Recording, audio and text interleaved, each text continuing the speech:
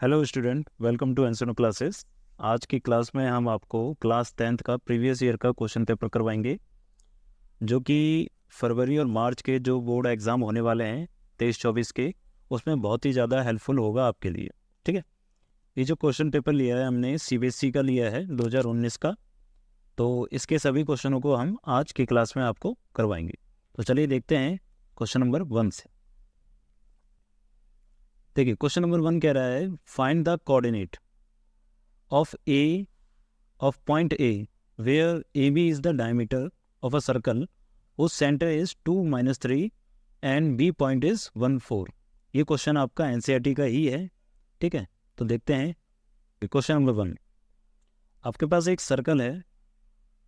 Question क्या कह रहा था समझ लीजिए। क्वेश्चन कह रहा है एक सर्कल है जिसमें पॉइंट ए दे रखा है, where find the point A point find करना है जिसमें ए बी जो है डायमीटर है। इसका मतलब ए बी एक डायमीटर है, एक पॉइंट ए है और एक पॉइंट बी है। ठीक है, और हुज सेंटर इज 2 माइनस 3, जिसका सेंटर मान के चलते हैं हम ओ है, और ये 2 माइनस 3 दे रखा है। ठीक है, और B is the point and 1 4, जो कि बी दे रखा है 1 4। तो यहाँ पर आपको ए पॉइंट यानी कि एक्स वाई फाइंड करना है। ओ जो है एक सेंटर है, और सेंटर जो होता है मिड पॉइंट का काम करता है। ठीक है, तो ओ क्या है हमारा, एक मिड पॉइंट है। तो कह सकते हैं कि mid point of A B equal to O. ठीक है, तो mid point of A B जो होगा वो ओ पॉइंट हो जाएगा हमारा। मिड पॉइंट का फॉर्मूला होता है हमारा x1 प्लस x2 अपॉन में 2, y1 प्लस y2 अपॉन में 2 इक्वल टू पॉइंट है हमारा 2 माइनस 3। तो x1 क्या है हमारे लिए x, और x2 है हमारे लिए 1, और y1 है हमारे लिए y, और y2 है हमारे लिए 4 अपॉन में 2। अब क्या करेंगे हम, comparing both side, comparing both side, और x प्लस 1 अपॉन 2 जो है 2 के बराबर हो जाएगा, और y प्लस 4 अपॉन 2 जो हो जाएगा वो हमारा माइनस 3 के बराबर हो जाएगा। तो x प्लस 1 इक्वल टू 4 और x की वैल्यू 3। तो x की वैल्यू आ गई हमारे पास, y plus 4 equal to minus का 6, और y की वैल्यू हो जाएगी माइनस का 10। तो ये दोनों वैल्यू तो हमारी कंप्लीट। ठीक है, नेक्स्ट क्वेश्चन देखते हैं। क्वेश्चन कह रहा है for what value of k the roots of the equation x square plus 4x plus k equal to 0 are real. ठीक है, तो इसके लिए क्या करेंगे हम, देखिए क्वेश्चन नंबर 2। इक्वेशन क्या थी हमारी, x square plus 4x plus k, x square plus 4x plus k equal to 0। अब बोल रहा है आर रियल रूट्स। देखिए, हम जानते हैं कि जो डिस्क्रिमिनेंट होता था वो लेस देन, मोर देन और इक्वल चलता था। ठीक है ना, लेस देन और मोर देन में क्या होता था, देखो लेस देन में तो वो नेगेटिव चला जाता था। ठीक है, तो रियल रूट नहीं होता था यहाँ पर। ठीक है, क्योंकि रूट के इसकी जो वैल्यू होती है वो रूट के अंदर होती है, रूट नेगेटिव पर शो नहीं करता, मतलब रूट के अंदर नेगेटिव नहीं आ सकता। ठीक है, तो ये वाली वैल्यू तो हम नहीं लेते थे।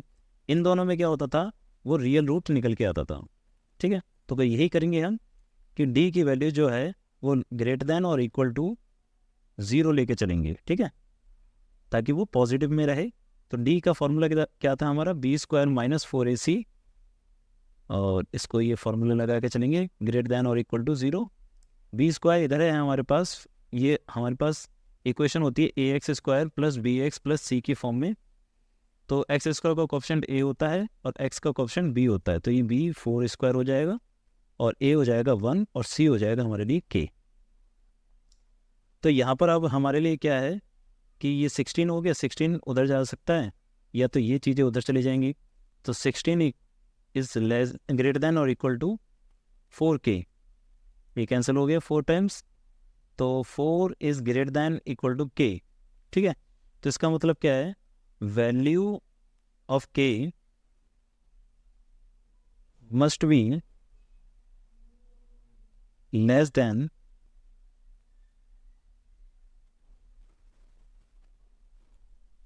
और इक्वल टू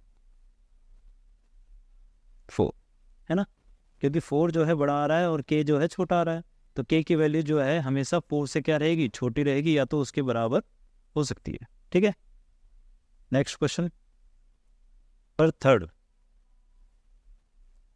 नहीं, सेकंड का ही सेकंड पार्ट देखते हैं जो और में है। मतलब find the value of k for which the roots of the equation 3x² minus 10x plus k equal to 0 are reciprocal of each other.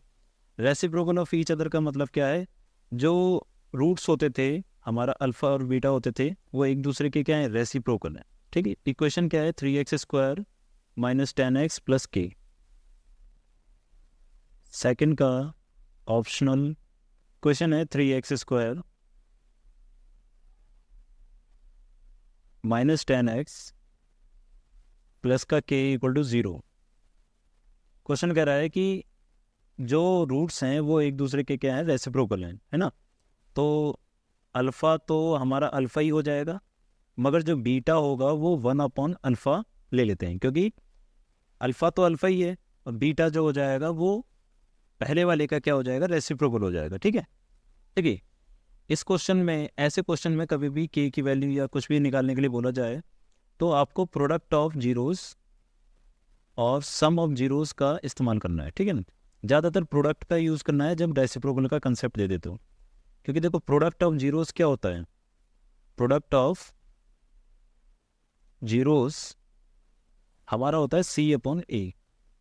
Product का मतलब होता है अल्फ़ा इंटू बीटा, और c/a क्या मतलब, c हो जाएगा k और a हो जाएगा हमारा 3, और अल्फ़ा तो अल्फ़ा ही है और बीटा की वैल्यू हमारी 1/अल्फ़ा थी, तो ये दोनों तो आपस में कैंसिल हो जाएंगे, तो k की वैल्यू क्या आ गई हमारे पास, 3। तो सिंपल सा कंसेप्ट हो गया, k equal to 3। Next question देखते हैं, क्वेश्चन नंबर थर्ड। क्वेश्चन कह रहा है find a if tan 2a equal to cot a minus 24। बहुत ही सिंपल सा क्वेश्चन है ये।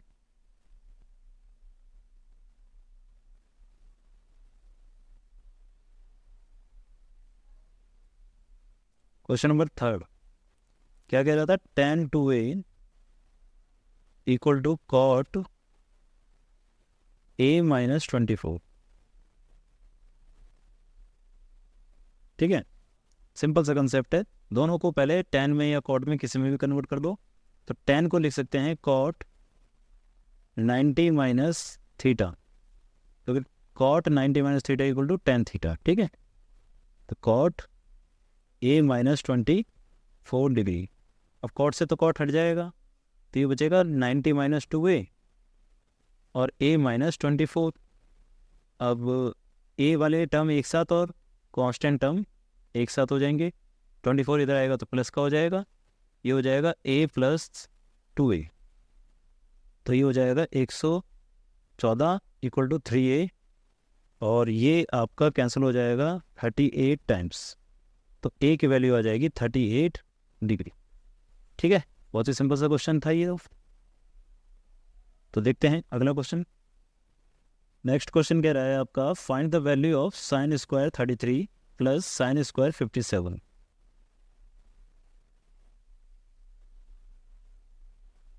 थर्ड का optional, sine square 33 plus sine square 57। ठीक है,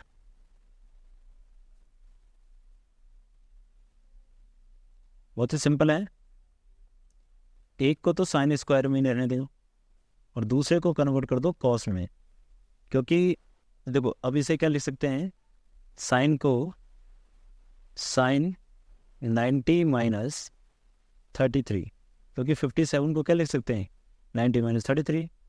ठीक है, और स्क्वायर तो लगा ही है, अभी हो जाएगा साइन स्क्वायर 33 और sine 90 minus theta equal to cos theta. ठीक है, और हम सब जानते हैं कि sine square theta plus cos square theta क्या होता है, 1, तो यानी कि इसकी वैल्यू क्या हो जाएगी, 1। तो ये हो गया आपका आंसर कंप्लीट। ठीक है, नेक्स्ट क्वेश्चन देखते हैं। How many 2-digit number are divisible by 3।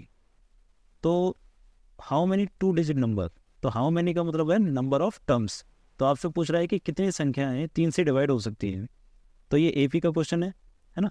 तो सबसे पहले हमें एपी बनानी पड़ेगी। भाई 2-digit नंबर कह रहा है, 2-digit नंबर, तो 2-digit नंबर स्टार्ट कहाँ से होते हैं? 10 के बाद। तो 10 के बाद पहली संख्या जो 3 से डिवाइड होती है 12, फिर 15, ऐसे लास्ट क्या होती है 99। तो 99 हमारे लिए क्या हो गया? एन हो गया। ठीक है, ए हमारे लिए क्या हो गया? 12, और डी हमारे लिए क्या हो गया? 3। तो ए एन का फॉर्मूला ओपन करते हैं, a plus n minus 1 into d equal to 99। तो ए है हमारे पास 12 और एन हमें निकालना है, और डी हमारे पास 3 है। 12 इधर चला जाएगा, n minus 1 into 3 equal to 99 minus 12। तो 99 माइनस 12 होता है हमारा 87। ये हो जाएगा 9 माइनस 1, 87 डिवाइड बाई 3। ये कैंसिल हो जाएगा, ये हो जाएगा 29 टाइम्स। एन की वैल्यू आ जाएगी आपकी 30। तो नंबर ऑफ टर्म्स कितने होंगे आपके पास? 30 संख्याएं ऐसी होंगी जो 2 से डिवाइड, सॉरी 3 से डिवाइड होती होंगी, दो डिजिट की। ठीक है, नेक्स्ट क्वेश्चन देखते हैं, क्वेश्चन नंबर 5। क्वेश्चन नंबर 5 आपका है 6th चैप्टर से रिलेटेड, ट्राइंगल से रिलेटेड। शेप दे रखी है आपको ए बी सी और डी ई। पहले बना लेते हैं इसे।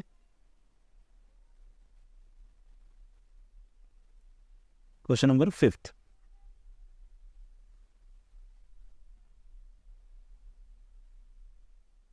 एबीसी एक ट्राइंगल है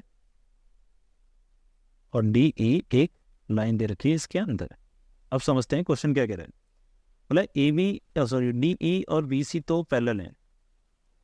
तो गिवन में है आपके पास D E is parallel to B C. अगर डी ई और बी सी पैरेलल हैं तो इसका मतलब यहाँ पर जो कॉरस्पॉन्डिंग एंगल और अल्टरनेट इंटीरियर एंगल ये सब लग सकते हैं हमारे, ठीक है ना। नेक्स्ट, ए डी दे रखा है 1 सेंटीमीटर और बी डी दे रखा है 2 सेंटीमीटर।